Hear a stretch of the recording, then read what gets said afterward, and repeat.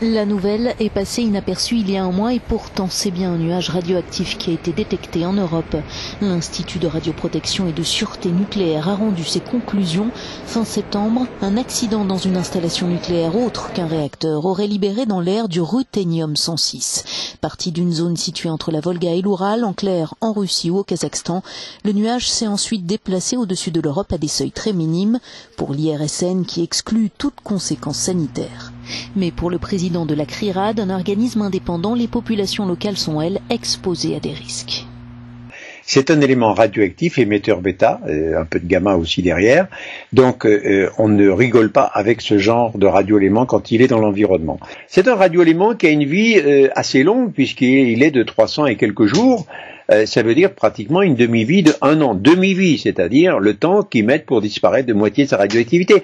Donc, on n'est pas sur un produit qui disparaît rapidement dans l'environnement.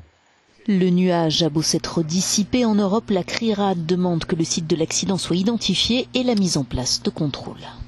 C'est sûr que dans l'état actuel des choses, vu la distance, on est à l'abri, je dirais, d'un risque sanitaire, mais par contre, on sait très bien que les matières premières, les aliments circulent, et que nous, on aimerait, c'est que nos autorités mettent en place un plan de vigilance renforcé, je dirais, par rapport aux importations qui peuvent venir de ces régions-là.